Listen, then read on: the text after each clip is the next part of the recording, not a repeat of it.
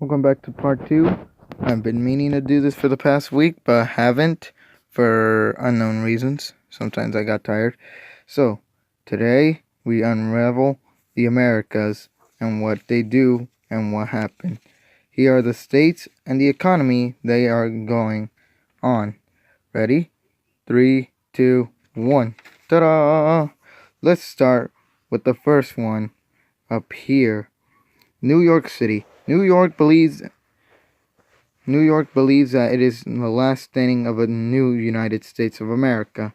So what it does is that it closes itself off as a closed state and then votes to either be called the United States of New York or the new United States. So they choose the new United States. So they expand through Maine to take it quickly as a small portion of America. Then they head south and west. And they run into these two new Americas. Let's start with the RSA, if you remember from my last video. It started in Texas, believing it is the last true remaining American people, calling itself the real states of America, and it quickly took influence from the South instead of calling it itself the United States of Texas, since most of them did vote to be called the United States or the real states of America.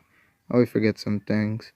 Then we got the GSA, the Green States of America. They decide to use a green American flag as it believes it must bring more oxygen. So their plan was grow trees, wait 15 years, and they did it. They do not use paper, they use typing to get around, like email and stuff. So, what America decides to do is send troops into Canada to annex what's left of the Western United States, even sending troops through Mexico. Unfortunately, they can't because they run into the true American states and the United People's Republic States of America. Let's start with the true American states. The true American state starts in Colorado, and its economy is built on the old American ways, and even using the police force flag to be told that they have a very large law enforcement and an army, but was not big enough to stop a war against the UPRSA, which formed in California as a communist state.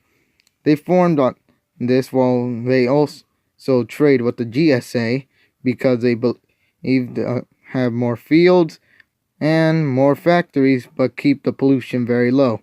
It started in California, and with California's massive population, quickly created a communist army and swept most of the western United States.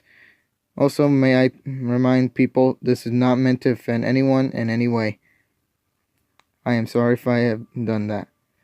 So, the United States uses old United States ways. It relies on capitalism and nationalism to get through this.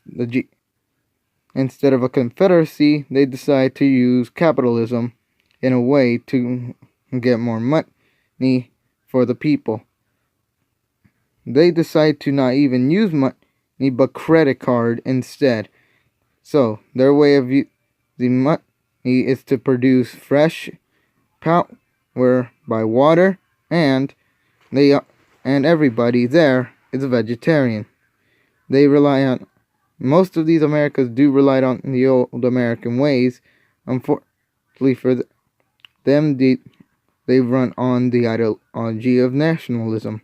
Nationalism didn't get them so far as being the smallest United States on this map. They can rely on communism because they believed with all the fields in the West that they would have to use communism, and it worked perfectly. No one is killed in any way, thanks Stalin. No one is killed in any types of ways like old communist Russia, but a communist America was formed and trades with the GSA and had a war with the true American states before. I know I stutter a lot, guys, but if you like this video, like it, and if you want to see the third video, please subscribe down below. And if you got any other alternate country ideas, comment down below. Thank you for watching this.